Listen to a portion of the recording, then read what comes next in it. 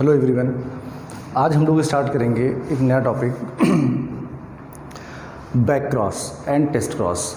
और हम लोग कुछ मॉडिफिकेशन जो है वो जीन्स के भी पढ़ेंगे। जैसा कि हम लोग पढ़ चुके हैं कि मेंडल के लॉ ऑफ इनहेरिटेंस में कि फर्स्ट जनरेशन में किस तरह से डोमिनेंट कैरेक्टर आता है, सेकेंड जनरेशन में जो है वो डोमिनेंट और रिसेसिव दोनों आते हैं, लेकिन सबके रेशियो अलग होते हैं, जीनोटाइप और फिनोटाइप। और जो हम लोगों ने पढ़ा था लॉ ऑफ इंडिपेंडेंट असॉर्टमेंट, उसमें भी डाई हाइब्रिड क्रॉस के हिसाब से जो है फिनोटाइप और जीनोटाइप रेशियो अलग अलग आया था।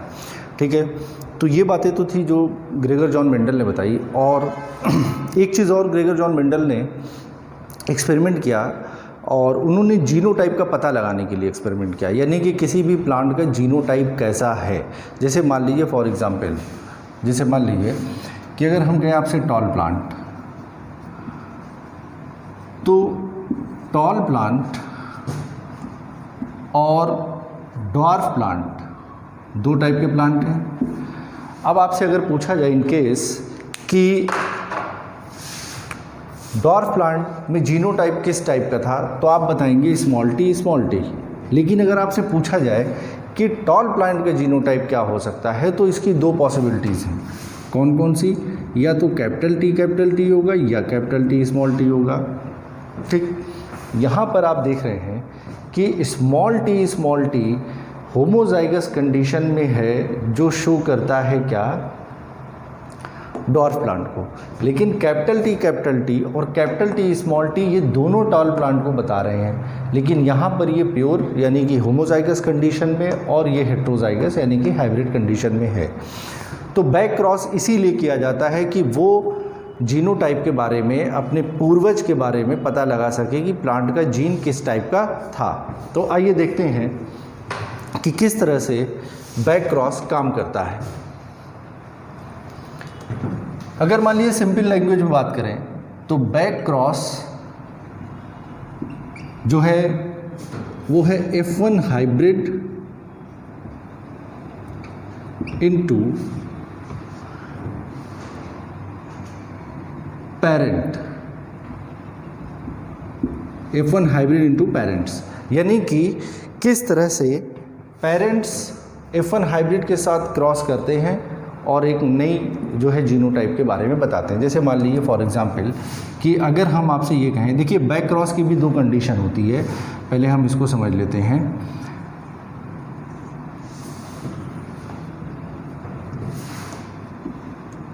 Out cross and test cross, out cross and test cross. अब देखिए आउट क्रॉस का मतलब ये हुआ कि अगर F1 हाइब्रिड आया है और उस F1 हाइब्रिड का क्रॉस हम कराते हैं किससे, डोमिनेंट पेरेंट से, तो हम इसे क्या कहते हैं, आउट क्रॉस। जैसे मान लीजिए फॉर एग्जांपल कि यहाँ पर हमने लिया एक टॉल प्लांट और इधर लिया डॉर्फ प्लांट। ठीक, दो टाइप के जीन हुए, tall plant and dwarf plant. Tall plant capital T, dwarf plant small T. First generation में आ गया क्या, कैपिटल टी स्मॉल टी इन F1 जनरेशन, यानी कि F1 हाइब्रिड में क्या आया, कैपिटल टी स्मॉल टी। अब इसी कैपिटल टी यानी F1 hybrid capital T small T, इस F1 हाइब्रिड का क्रॉस हम करा दे किससे, डोमिनेंट पेरेंट से, तो यानी कि कैपिटल टी। तो अगर हम इसके गैमीट को अलग करें, यानी कि capital T small T, capital T और आपस में हम इसका क्रॉस कराएं, तो आप देखेंगे कि कैपिटल टी, कैपिटल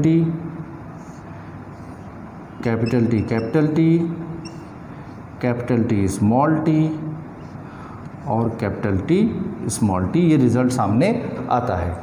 तो अब इस रिज़ल्ट की अगर हम और ज़्यादा गहराई में जाएं तो हम यहाँ पर ये देखेंगे कि टॉल प्लांट जो थे होमोजाइगस कंडीशन वाले वो कितने थे, 50%, और टॉल प्लांट जो हेट्रोजाइगस कंडीशन वाले थे वो भी क्या थे, 50%। तो यानी 50% दोनों आए, लेकिन प्लांट सभी क्या थे, टॉल थे। यहाँ पर अब ये पता चलता है कि जो इनका फिनोटाइप और जीनोटाइप रेशियो है वो क्या होगा, इनका रेशियो आएगा 1:1। ठीक, यानी कि हमने F1 हाइब्रिड का जब डोमिनेंट पेरेंट से क्रॉस कराया तो हमने देखा कि ये कंडीशन सामने आई।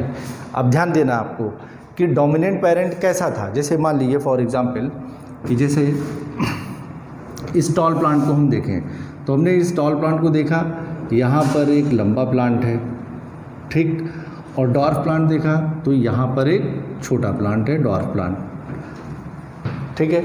अब इसका जो कैरेक्टर है, जीनोटाइप है, वो कैपिटल टी है या कैपिटल टी स्मॉल टी है। अब देखिए इस केस में आप देख रहे हैं कि कैपिटल टी स्मॉल टी आ गया, तो इसका मतलब क्या हुआ, कैपिटल टी आया, तो इसका मतलब ये आया कि जो डोमिनेंट पेरेंट था वो क्या था, कैपिटल टी, यानी कि होमोजाइगस कंडीशन। अगर मान लीजिए कि ये कैपिटल टी स्मॉल टी होता, ठीक, तब भी F1 जनरेशन में क्या आता, F हाइब्रिड आता। अब यहाँ पर क्योंकि टॉल ये भी है, एक हाइब्रिड आता। अब क्योंकि कंडीशन यही है बैक क्रॉस की कि हाइब्रिड होना चाहिए, बस ये याद रखना आपको। हाइब्रिड का पेरेंट के साथ क्रॉस करा रहे हैं तो वो बैक क्रॉस है, इस चीज़ को दिमाग में बैठा लीजिए आप। अगर मान लीजिए कि यहाँ पर कैपिटल टी स्मॉल टी और कैपिटल टी स्मॉल टी होता तो सभी रिजल्ट क्या आते, capital T small T, capital T small T, small T, capital T small T और कैपिटल टी स्मॉल टी। तो अब आप देखिए यहाँ पर क्या आ गया, कैपिटल टी स्मॉल टी आया, जिससे ये पता चल रहा है चलेगा कि जो हमारे पास जो डोमिनेंट प्लांट था वो किस टाइप का था, हेट्रोजाइगस था। तो बैक क्रॉस इसीलिए किया जाता है। अब आइए टेस्ट क्रॉस की बात करते हैं, ठीक है। इस चीज़ को फिर से समझिएगा आप कि आप किसी भी टॉल प्लांट को देख के ये नहीं बता सकते कि वो डोमिनेंट कैरेक्टर में तो है कि वो होमोजाइगस होगा या हेट्रोजाइगस होगा, जब तक कि आप उसका आउट क्रॉस ना कराएं। या आउट क्रॉस यानी कि बैक क्रॉस में ही आता है ये, ठीक है। अगर मान लीजिए कि डोमिनेंट इस तरह से है तो आप देखेंगे कि सभी किस टाइप के होंगे, सभी डोमिनेंट आएंगे लेकिन 50% हाइब्रिड होगा, 50% हाइब्रिड होगा और 50% रिसेसिव होगा। यहाँ पर क्या है कि कैपिटल टी स्मॉल टी यानी कि F1 हाइब्रिड और हमने एक ये ले लिया, तो यहाँ पर आप देखेंगे कि एक क्या आ रहा है, रिसेसिव आ रहा है। दो ज़्यादातर क्या आ रहे हैं, कैपिटल टी स्मॉल टी, यानी कि अगर हम इस तरह से बात करें तो 25% ये हुए, 25% ये हो गए और 50% ये हो गए, ठीक है। तो इस चीज़ को आपको याद रखना है। देखिए ऑनलाइन क्लास चल रही है, आप लेक्चर देख रहे हैं, ये चीज़ थोड़ा सा बहुत आप ये समझिए कि टीचर के लिए ये खुद मुश्किल हो जाता है कि बच्चा समझ रहा है कि नहीं समझ रहा है, क्योंकि ऑफलाइन क्लास में बहुत ज़्यादा चीज़ें बच्चों को क्लियर होती हैं, ये मैं भी मानता हूँ। लेकिन आप लोग इसको देखिए, फिर जब फ्यूचर में हम लोग मिलेंगे ऑफलाइन क्लास तो फिर आपको कोई डाउट होगा तो वो क्लियर हो जाएगा। लेकिन उम्मीद करता हूँ कि ये समझ में आ गया होगा, तो ये मान के चल रहा हूँ, ठीक है। और जो भी डाउट हो वो तो हम लोग फ्यूचर में मिलेंगे ही, तो आप बात करेंगे, फिर उस पर डिस्कस किया जाएगा। तो ये आपने देखा, जब ये ज़्यादा तादाद में आ रहा है तो इसका मतलब क्या हुआ कि कैपिटल टी स्मॉल टी ही डोमिनेंट पेरेंट है। अब देखिए यहाँ पर टेस्ट क्रॉस की अगर बात करें हम, तो टेस्ट क्रॉस का मतलब होता है F1 हाइब्रिड का हमने क्रॉस कराया किससे, हमने कराया रिसेसिव पेरेंट से। अब रिसेसिव पेरेंट को तो हम आंख बंद करके क्या कह सकते हैं कि भाई स्मॉल टी है, और F1 हाइब्रिड क्या है, कैपिटल टी स्मॉल टी, और ये क्या है, स्मॉल टी, ठीक है। तो अब आप ये देखिए कैपिटल टी और स्मॉल टी को हम अगर क्रॉस कराते हैं तो यहाँ पर देखिए अब आप ये हमने लिया कैपिटल टी, इसके गैमीट को लग किया, यहाँ पर भी लिया हमने स्मॉल टी। ये हमेशा याद रखिएगा कि ये पी जनरेशन कहलाती है, यानी कि पेरेंटल जनरेशन है, ठीक है। ये पी जनरेशन है, पी जनरेशन, और इससे निकल रहे हैं गैमीट्स, ठीक। और इनका जब आपस में क्रॉस कराया जा रहा है तो आप देखेंगे रिजल्ट क्या आता है, capital T small T, capital T small T and small T. अब ध्यान दीजिए आप कि यहाँ पर रिसेसिव कितने आ गए 50% और यहाँ पर हाइब्रिड कितने आए 50%। तो ये पता चलता है कि जो F1 हाइब्रिड का जिससे हमने क्रॉस कराया तो रिसेसिव पेरेंट, सिंपल सा समझ में आ गया कि पेरेंट क्या होगा, रिसेसिव होगा। क्योंकि जब होमोजाइगस कंडीशन आ जाए, यानी कि जहाँ कहीं पर भी आपको स्मॉल लेटर दो एक साथ दिखाई पड़े, तो आंख बंद करके ये जान लीजिए कि वो क्या है, वो है रिसेसिव कंडीशन, ये याद रखिएगा। और जब भी इस तरह से टेस्ट क्रॉस या आउट क्रॉस या बैक क्रॉस की बात हो तो आप हमेशा याद रखिएगा कि रेशियो चाहे जीनोटाइप हो या फिनोटाइप हो वो आएगा 1:1। अब देखिए जैसे यहाँ 50% है, यानी 2 आई ये small T capital T small T और स्मॉल टी ये भी 2 आया, तो आप इसे 2:2 भी कह सकते हैं, 1:1 भी कह सकते हैं। ठीक है, तो ये चीज़ आपको याद रखना है। अब सुन लीजिए आप, जब सवाल पूछा जाएगा ऑप्शन में, मान लीजिए अगर सवाल आता है कि इसका रेशियो क्या होगा, और क्वेश्चन में अगर F1 हाइब्रिड दिया है और उसका क्रॉस डोमिनेंट पेरेंट या रिसेसिव पेरेंट से दिया हुआ है, और एक तरफ F1 पर हाइब्रिड होगा सवाल में और एक तरफ डोमिनेंट पेरेंट या रिसेसिव पेरेंट होगा, या हेट्रोजाइगस पेरेंट, होमोजाइगस पेरेंट, तो आपको सीधे दिमाग ना दौड़ाते हुए 1:1 आपको बताना ही है। तो बैक क्रॉस का हमेशा रेशियो क्या आएगा, 1:1, ये हमेशा याद रखिएगा। जैसे मान लीजिए हमने अभी ये मोनो हाइब्रिड क्रॉस कराया, ठीक है। अब मोनो हाइब्रिड क्रॉस की जगह पे अगर मान लीजिए हम डाई हाइब्रिड क्रॉस में टेस्ट क्रॉस कराते हैं, एक चीज़ और याद रखिएगा, every test cross is a back cross but every back cross is not a test cross. क्योंकि यहाँ पर देखिए पीछे की तरफ जा रहे हैं हम रिसेसिव पेरेंट से, F1 हाइब्रिड से रिसेसिव पेरेंट की तरफ जा रहे हैं, समझे आप। तो यहाँ पर F1 हाइब्रिड से हम डोमिनेंट पेरेंट की तरफ जा रहे हैं। तो बैक क्रॉस जो है वो हमेशा, यानी every out cross and test cross is a back cross but every back cross is not a test cross. ठीक है, अब देखिए अगर मान लीजिए कि हम बात करें आपसे, ये आई होप कि ये क्लियर हो गया होगा आप लोगों को।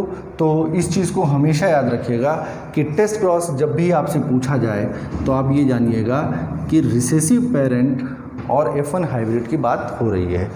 और अगर मान लीजिए बैक क्रॉस भी अगर आपसे मान लीजिए सिंपल पूछा जाए तो back cross is equal to out cross, एक ही चीज़ है। तो ये क्या है, F1 हाइब्रिड या डोमिनेंट पेरेंट। चलिए आइए अब देखते हैं डाई हाइब्रिड क्रॉस के केस में। मान लीजिए अगर हम डाई हाइब्रिड क्रॉस में टेस्ट क्रॉस कराते हैं, या अगर हम कह दें कि हम बैक क्रॉस कराते हैं, तो देखिए क्या आता है रिजल्ट। जैसे मान लीजिए फॉर एग्जांपल कि डाई हाइब्रिड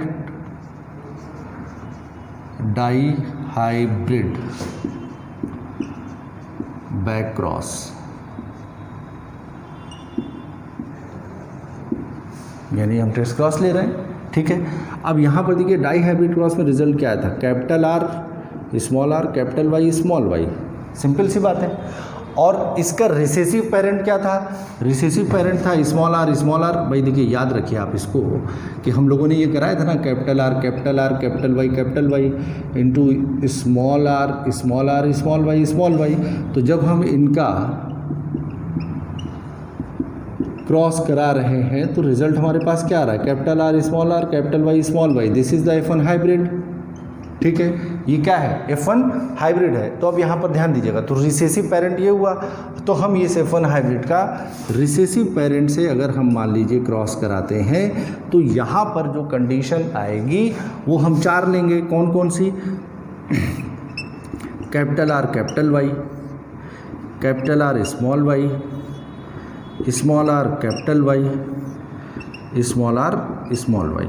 ठीक, अब इनका हम क्रॉस करा रहे हैं तो स्मॉल आर स्मॉल वाई, भाई सिंपल से हम एक ले लेते हैं, 2 लेने की ज़रूरत ही नहीं है, क्यों अपना टाइम बर्बाद करें। इस चीज़ को आप ध्यान दीजिएगा आप इस पर, चाहे हम ये लें चाहे आप अलग भी ले लें तो रिज़ल्ट सेम ही आएगा।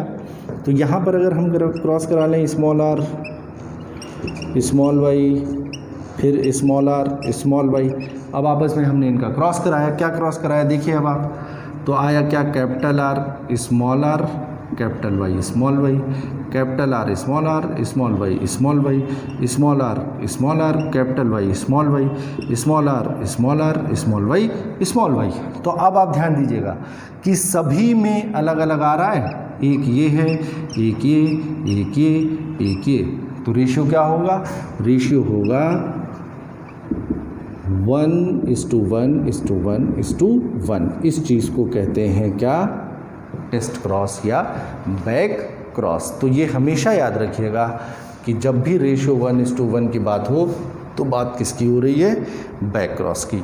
ठीक है, तो आई होप कि ये क्लियर हो गया होगा आपको। बाकी जो नहीं है तो फिर वो ऑफलाइन क्लास में बात की जाएगी। तो ये आपको समझ जाना चाहिए। बहुत सारे सवाल आते हैं, जैसे मान लीजिए सवाल आपसे इस तरह से पूछा जाता है, एक आध सवाल आपको बता दे रहा हूँ कि which one of the following is in which one of the following cross the ratio will be 1:1। तो ऑप्शन अब आपको यहाँ से चूज़ करना है। ठीक है, capital T into capital T small T, capital T small T into capital T small T. ठीक, capital T into small T, ठीक, capital T small T into capital T small T capital T. अब आप बताइए, F1 hybrid ये हो गया, और recessive dominant parent, this is the back cross या आप आउट क्रॉस कहें, तो इसका रेशियो क्या आएगा, 1:1 आएगा। तो टेस्ट क्रॉस में जब भी इस तरह के सवाल होंगे तो आप हमेशा याद रखिएगा। देखिए, अगर सवाल में आपके 1:1 है तो आप समझिए कि दिमाग सीधे दौड़ाइए कि बैक क्रॉस की बात हो रही है। अगर यहाँ पर F1 हाइब्रिड दिया है फॉलोइंग क्रॉस, ठीक है, मान लीजिए सवाल इस तरह से दिया है कि F1 हाइब्रिड का क्रॉस कराया गया किससे, रिसेसिव पेरेंट से। ठीक, तो अब यहाँ पे 9:3:3:1, 1:1:1:1, 2:2:2:2, बोथ बी एंड सी। तो यहाँ पर क्या होगा, अब आप देखिए 1:1:1:1 भी सही है, 2:2:2:2 भी सही है, यानी कि सब एक ही तरह का रेशियो होगा। तो ये क्या होगा आंसर, बोथ बी एंड सी। तो इस तरह के सवालों पर बच्चे कभी कभी गलती कर जाते हैं, तो ये हमेशा याद रखिएगा आप। ठीक है, तो बैक क्रॉस इसे ही कहा जाता है। अब आइए इसके बाद हम लोग देखते हैं रेसिप्रोकल क्रॉस क्या है। Reciprocal cross,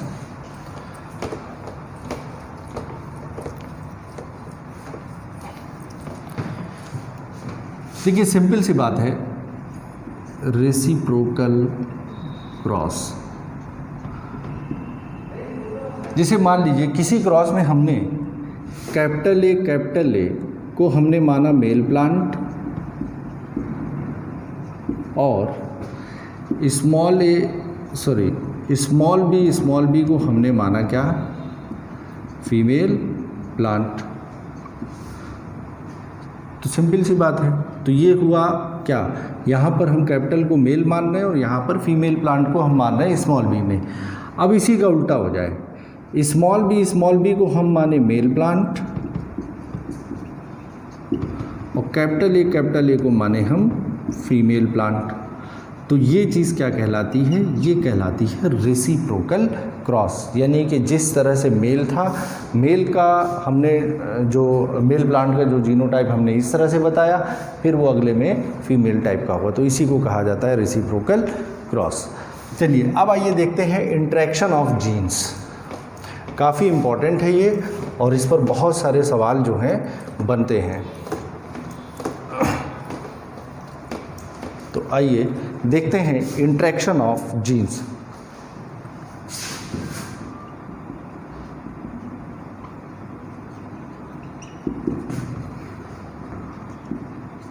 interaction of genes, जैसा कि नाम इसका खुद बता रहा है कि जीन्स का इंटरेक्शन, या इसे कहते हैं post Mendelian inheritance. Post Mendelian inheritance, मतलब कि मेंडल के बाद जो बातें देखी गई वो क्या कहलाई, पोस्ट मेंडेलियन इनहेरिटेंस।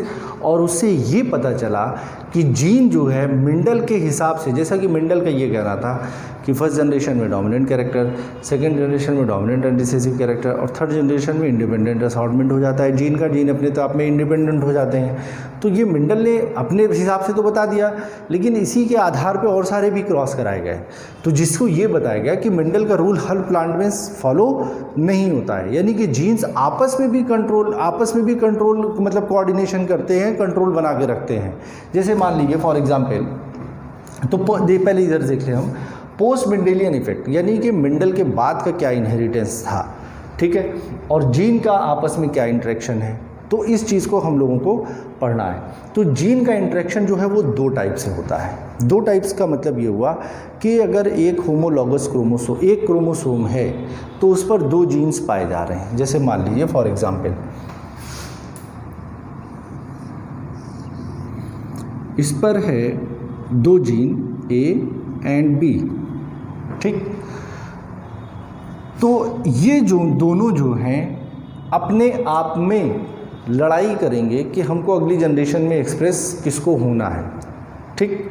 तो इनका आपस में इंटरेक्शन ये क्या कहलाएगा, जैसे मान लीजिए कैपिटल ए स्मॉल बी या स्मॉल ए मान लीजिए इस तरह से। तो इनका आपस में जो इंटरेक्शन है वो क्या कहलाएगा, एलीलिक इंटरेक्शन। ये क्या कहलाएगा, एलीलिक इंटरेक्शन। एलीलिक इंटरेक्शन का मतलब कि दो एलील के बीच में आपस में जो है ये इंटरेक्शन होगा। और दो जीन का मतलब ये हुआ कि दोनों जीन का इंटरेक्शन आपस में एलीलिक, और इसी को कहते हैं क्या, इंट्राजेनिक इंटरेक्शन।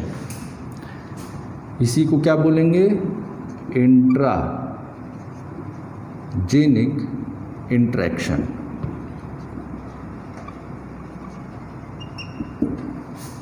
ठीक, इंट्राजेनिक का मतलब कि विदिन, आपस में ही ये इंटरेक्ट करेंगे।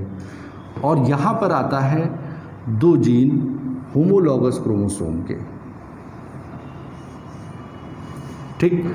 जैसे मान लीजिए ये और ये और ये आपस में इंटरेक्ट करेंगे, इससे ये इससे।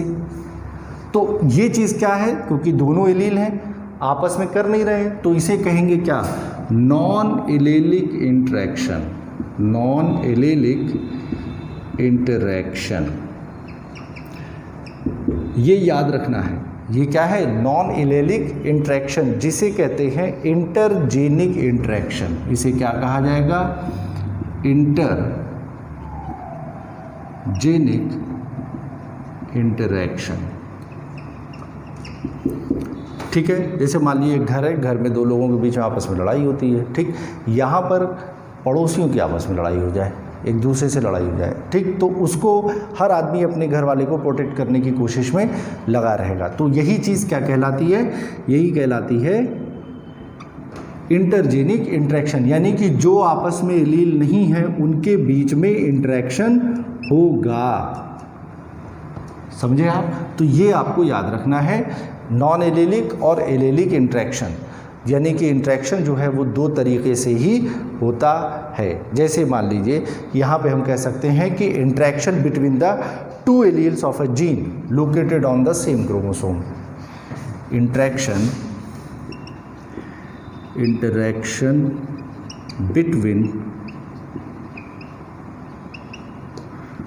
To alleles of a gene, between two alleles of a gene. तो ये याद रखिएगा, on located on the same chromosome, ये भी आप लिख लें, जीन लोकेटेड, बहुत इंपॉर्टेंट लाइन है, located on the same chromosome. Interaction between the two alleles of a gene located on the same chromosome. यहाँ पर क्या हो जाएगा, different genes located on the same chromosome और different chromosome. Interaction interaction between alleles, interaction between genes located on the same chromosome होगा या different chromosome, same chromosome या different chromosome, located on the same chromosome और different chromosome. काफ़ी interesting है ये topic, ठीक है, जिसको अभी हम लोग आगे चल के पढ़ेंगे फ्यूचर में। तो ये याद रखना है कि जब भी एलेलिक इंटरेक्शन की बात हो तो 2 alleles of A gene located on the same chromosome, 2 allele हैं, ठीक है। एलील क्या है? Contrasting pair of a gene, तो इसी को कहते हैं इंट्राजेनिक। और इंटरजेनिक का मतलब कि एक दूसरे से ये इंटर रिलेट करेंगे, यानी कि एलील नहीं होंगे। जब 2 एलील आपस में एक दूसरे से, जैसे मान लीजिए फॉर एग्जाम्पल ऐसे देख लें आप कि 2 लड़के आपस में लड़ाई कर रहे हैं, तो ये हुआ एलेलिक इंटरेक्शन। एक लड़का और एक लड़की आपस में लड़ाई कर रहे हैं, तो ये क्या हुआ? Non allylic interaction. समझाने के लिए मैंने बताया है, ठीक है। तो इसके भी कुछ एग्जाम्पल्स हैं, ठीक है। एलेलिक इंटरेक्शन के जो एग्जाम्पल्स हैं ये क्या हैं? इनकम्प्लीट डोमिनेंस, इनकम्प्लीट डोमिनेंस, जो हम लोग आगे चल के पढ़ेंगे। इनकम्प्लीट डोमिनेंस का मतलब कि पूरी तरह से कोई भी डोमिनेंसी नहीं होगी। मल्टीपल एलील, मल्टीपल एलील, को डोमिनेंस, को डोमिनेंस एंड प्लियोट्रॉपिक, प्लियोट्रॉपिज्म। क्या होगा ये? प्लियोट्रॉपिज्म। ये 4 तरह के एग्जाम्पल आप में दिए गए हैं। इनको आपको सिर्फ रेशो के हिसाब से याद रखना है, बहुत ज़्यादा डिटेल में हम लेकिन पढ़ेंगे डिटेल में समझने के लिए, लेकिन आपको सिर्फ और सिर्फ क्या याद रखना है? रेशो के हिसाब से। और यहाँ पर आ जाइए आप, example complementary genes, complementary genes, supplementary genes भी आपने सुना होगा। सप्लीमेंट्री जीन्स बहुत इम्पॉर्टेंट है, सवाल पूछे गए हैं, ठीक है। Supplementary genes. फिर उसके बाद आ सकते हैं एपिस्टैसिस। एपिस्टैसिस के भी 2 रूप हैं। एपिस्टैसिस के कौन कौन से? डोमिनेंट एपिस्टैसिस,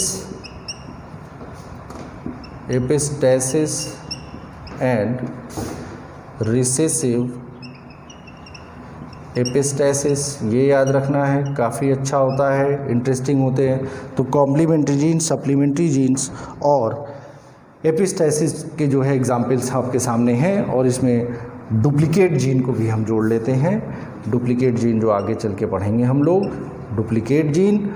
और यहाँ पर एक और पढ़ लेते हैं, लेथल जीन। कौन सा जीन है? Lethal gene.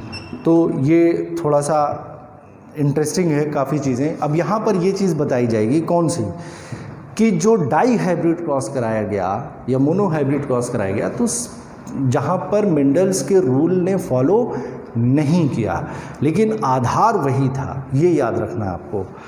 बेस वही था, लेकिन उन्होंने फॉलो नहीं किया। तो वो सब कौन से थे? वो ये थे इंटरेक्शन ऑफ जीन्स, यानी कि पोस्ट मेंडेलियन इफेक्ट। तो इनको हम लोग जो है अब नेक्स्ट लेक्चर में डिटेल में पढ़ लेंगे, ठीक है। तब तक के लिए थैंक यू, मेहनत करिए, पढ़ते रहिए।